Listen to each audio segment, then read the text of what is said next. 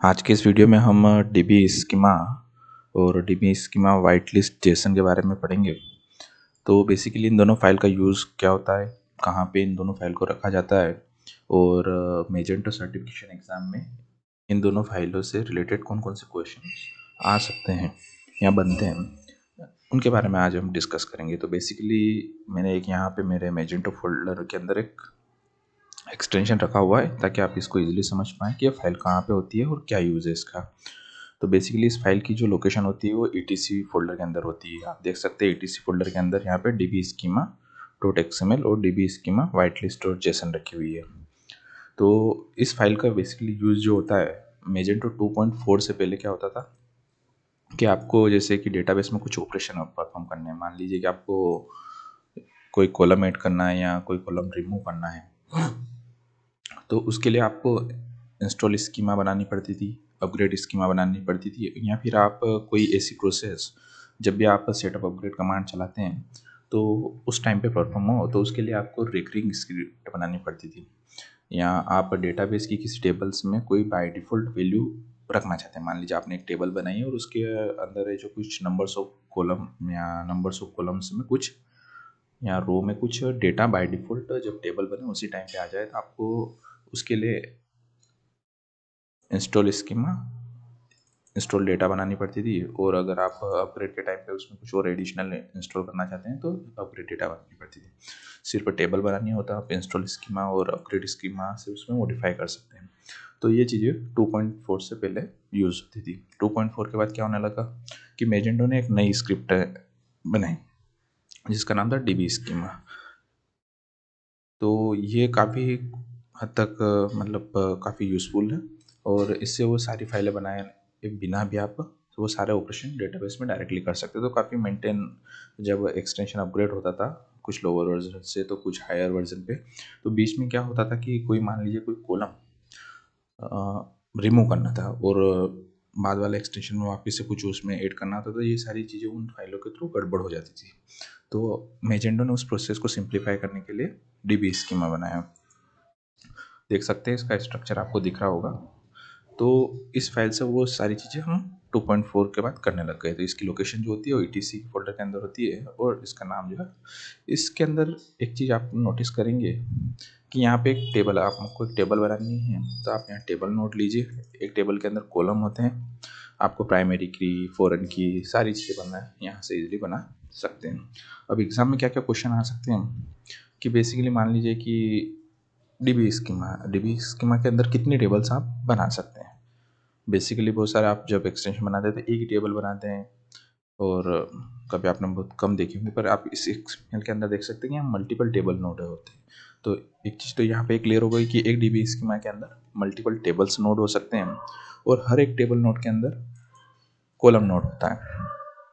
अगर आपको और किसी कॉलम का टाइप आपको डिफाइन करना है तो किस प्रकार से करते हैं, SI type, integer, XI type, varchar, या आप कुछ और टाइप का करना है तो जैसे टाइम स्टैम्प है, तो आप अलग अलग टाइप यहाँ पे डिफाइन कर सकते हैं। ठीक है, हम सबसे पहले टेबल नोड से स्टार्ट करते हैं। तो बेसिकली जो नेम होता है ये टेबल का नाम स्पेसिफाई करने के लिए होता है। रिसोर्स यहाँ पे डिफ़ॉल्ट लिखा हुआ है, यहाँ पे इंजन। तो एक क्वेश्चन यहाँ पे हो सकता है कि मान लीजिए आपसे एग्जाम में ये क्वेश्चन किया जा सकता है कि इंजन में इनोडीबी के अलावा भी कोई और दूसरा नोड यूज़ किया जा सकता है। तो हाँ, यहाँ पे दूसरा नोड भी यूज़ किया जा सकता है जिसका नाम है मेमोरी। मैं आपको इनके ऑफिशियल डॉक्यूमेंट पे भी दिखाता हूँ।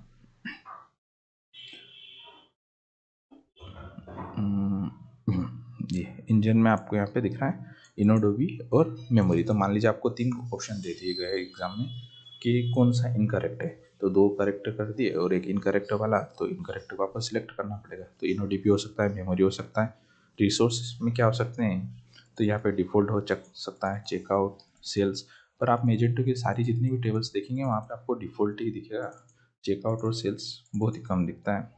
तो ये भी हो सकता है। कमेंट, टेबल को कुछ कमेंट आपको अगर देना है आपके आइडेंटिफिकेशन के लिए तो आप यहाँ कमेंट स्पेसिफाई कर सकते हैं।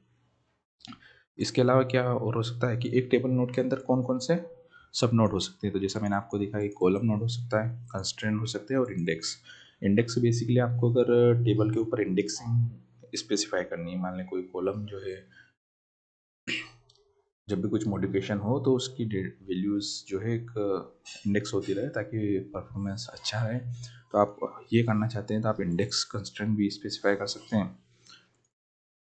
कंस्ट्रेंट बेसिकली आपको जैसे प्राइमरी की, फॉरेन की, इस टाइप की कुछ चीज़ें करनी है तो आप यहाँ पे कर सकते हो। तो बेसिकली 3 नोड होते हैं टेबल नोड के अंदर, कॉलम, कंस्ट्रेंट और इंडेक्स। तो एक ये क्वेश्चन हो सकता है। इसके अलावा यहाँ पे एक मेनली जो यूज़ होता है, मान लीजिए आप इंटीजर कॉलम को देखिए, है ना। आपको मैं एक वेरकेयर और इंटीजर कॉलम दिखाता हूँ। इंटीजर वाले कॉलम में देखिए यहाँ पे एक पेडिंग का यूज़ कर रखा है, पर आप यहाँ पे देखेंगे वेरकेयर वाले कॉलम के अंदर कोई पेडिंग यूज़ नहीं कर रखी है ना। तो बेसिकली जो इंटीजर वाला कॉलम होता है उसके साथ पेडिंग का मतलब क्या होता है, इसकी लेंथ स्पेसिफाई करते हैं। मान लीजिए आप बोलते हैं ना कि किसी डेटाबेस के कॉलम की लेंथ कितनी होनी चाहिए, तो इंटीजर कॉलम की अगर आपको लेंथ स्पेसिफाई करनी है तो आपको पेडिंग पैरामीटर यूज़ करना पड़ेगा। बट अगर आप कोई वेयर केयर टाइप का है तो उसकी अगर लेंथ स्पेसिफाई करना है तो आपको लेंथ का यूज़ करना पड़ेगा। तो ये एक मेजर डिफरेंस है यहाँ पे, तो जो आपको हमेशा याद रखना है। इसके अलावा बाकी दूसरे कॉलम्स के बारे में आप ऑलरेडी जानते ही होंगे। और जैसे आप कोई डेट टाइप का कॉलम बना रहे हैं तो ऑन अपडेट पैरामीटर होते हैं, या जैसे आप करते हैं ना ऑन अपडेट और टाइम स्टैम्प, तो ये चीज़ें यहाँ पे होती हैं। जैसे आपको यहाँ पे एक दिख रहा है कि यहाँ पे कॉलम बना रखा है, प्राइमरी बना रखी है किट आईडी को। किट आईडी कहाँ पे डिपेंड कर रखा है, यहाँ पे ऊपर। तो इस कॉलम को अगर आपको प्राइमरी की बनाना है तो आपको यहाँ पे access type primary, reference ID primary और उस कॉलम का नाम स्पेसिफाई कर। तो ऐसा फॉर्मेट भी आपको एग्जाम में पूछा सकता है कि पूरा मतलब थोड़ा सा माइनर सा डिटेश करके वो दे देंगे और आपको बोलेंगे कि इनमें जो प्राइमरी की करेक्ट सिंटेक्स क्या है। मतलब तो आपको जो करेक्ट होगा सिंटेक्स वो आपको यहाँ पे यूज़ करना है। मान लीजिए आपसे उन्होंने हटा दिया, प्राइमरी लिखा ही नहीं है, सिर्फ कॉलम कंस्टेंट बता दिया और ये कुछ चीज़ें छोड़ दी और लिख दिया।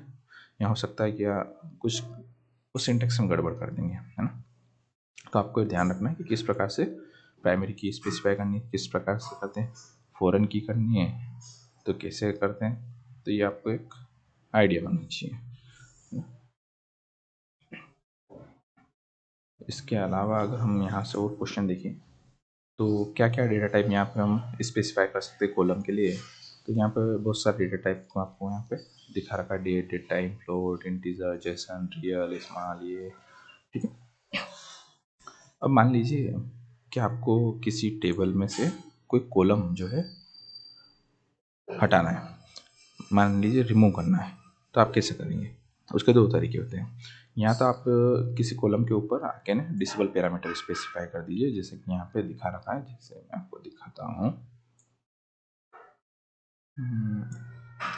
डिसेबल पैरामीटर जैसे लिखा हुआ है, डिसेबल और delete the declaratory table column constraint और इंडेक्स। मतलब किसी कॉलम को डिलीट करने के लिए या डिसेबल करने के लिए यूज़ होता है। तो आप यहाँ पे डिसेबल यहाँ आइए जैसे, और एक पैरामीटर स्पेसिफाई जैसे डिसेबल, और यहाँ पे आप लिख दीजिए ट्रू। तो आप इतना कर दीजिएगा और जैसे आप आपकी सेटअप अपग्रेड कमांड वगैरह से चलाएंगे तो उसके बाद एक कॉलम डेटाबेस की टेबल से डिलीट हो जाएगा। या दूसरा अल्टरनेट तरीका क्या है कि आप इस कॉलम को पूरा यहाँ से डिलीट ही कर दीजिए ऐसे, तब भी ये कॉलम डिलीट हो जाएगा, ठीक है। तो एक ये क्वेश्चन आ सकता है कि आपको अगर किसी कॉलम को डिसेबल करना है या डिलीट करना है तो उसके लिए आपको क्या यूज़ करना पड़ेगा। तो वहाँ पे मल्टीपल क्वेश्चन दे रखे होंगे, आपको डिसेबल पैरामीटर दे रखा होगा या फिर क्या हटाने का। तो आपको सबसे पहले तो अपन डिसेबल का यूज़ करेंगे, फिर उसके बाद अगर नहीं दे रखा डिसेबल तो अपन उस कॉलम को हो सकता है कि हटाएं, ठीक है। या किसी एक थर्ड पार्टी एक्सटेंशन कोई टेबल बनी हुई है और उसके कॉलम को आपको रिमूव करना है तो आप किस प्रकार से करेंगे, ऐसा क्वेश्चन हो सकता है। तो हमें बेसिकली उस केस में क्या करना पड़ेगा कि हमें उस टेबल की जो थर्ड पार्टी एक्सटेंशन की डीबी स्कीमा होगी उसको अपने कस्टम एक्सटेंशन में कॉपी करना पड़ेगा और उसके बाद हम उसके साथ में डिसेबल ट्रू करके भी हम उस कॉलम को रिमूव कर सकते हैं। तो एक ये क्वेश्चन हो सकता है। और मान लीजिए आपको एक टेबल से दूसरी टेबल में डेटा माइग्रेट करना है तो आप किस चीज़ का यूज़ करेंगे, मतलब वो मेथड्स कौन होगी। तो ऑन क्रिएट मेथड होती है, ऑन क्रिएट मेथड के थ्रू हम बेसिकली एक टेबल को रीनेम कर सकते हैं, ठीक है।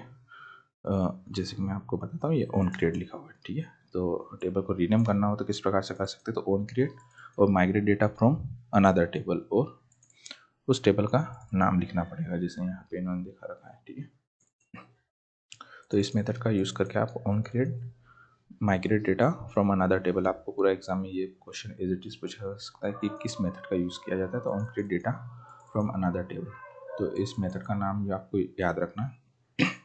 अगर आपको कॉलम को रीनेम करना है तो आपको सेम ही मेथड यूज़ होती है, सिर्फ कुछ थोड़ा सा सिंटैक्स चेंज होता है। On create migrate data from, column के लिए माइग्रेट डेटा फ्रॉम होता है, और जब टेबल की बात आती है तो माइग्रेट डेटा फ्रॉम टेबल।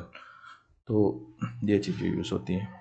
अगर आपको फॉरेन की बनानी है तो जैसे यहाँ पे हमने प्राइमरी की के बारे में देखा था, फॉरेन की बनानी है किस प्रकार से लिखते हैं, तो कंस्ट्रेंट फॉरेन की पूरा वो सिंटेक्स लिखा जाता है, किस टेबल से रिलेशनशिप है उसकी, और ये चीज़ें होती है। यहाँ पे भी ऑन डिलीट, कास्केड और ऑन अपडेट भी होते हैं, तो दोनों चीज़ें आपको याद रखनी कि यहाँ पे क्या क्या आप यूज़ करना चाहते हैं। ठीक है, आपको डिलीट करना है तो आप उसको या तो सिंपली हटा दीजिए, तो इस प्रकार से भी आप उसको डिलीट कर सकते हैं।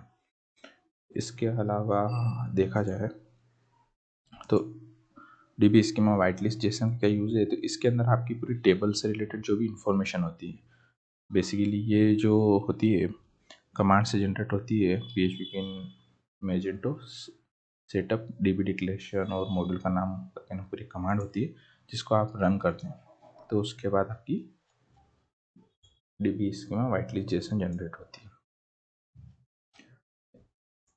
इसमें ऐसा नहीं होता कि आपने यहाँ से कुछ डिलीट कर लिया, मान लीजिए कोई कॉलम यहाँ से डिलीट कर दिया और आप अपडेट कमांड चलाएंगे तो वो आपकी डेटाबेस टेबल के अंदर रिफ्लेक्ट होगा। इसमें आप कुछ भी चेंज कर दीजिए, इससे आपकी डेटाबेस टेबल के अंदर कुछ भी नहीं होता है ना। सिर्फ ये एक समझने के लिए यहाँ पे लिखा हुआ रहता है कि आपकी जैसे एक्सटर्नल अपग्रेड हो रहा है तो क्या क्या कॉलम पहले थे अब हुए, अब हटा दिए गए या नया ऐड किया है, तो वो चीज़ें यहाँ पे इंफॉर्मेशन अंडरस्टैंडिंग के लिए रखी जाती है।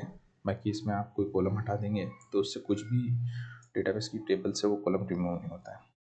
तो डीबी स्कीमा से इतने ही क्वेश्चन बनते हैं एग्जाम में। I hope you like this video.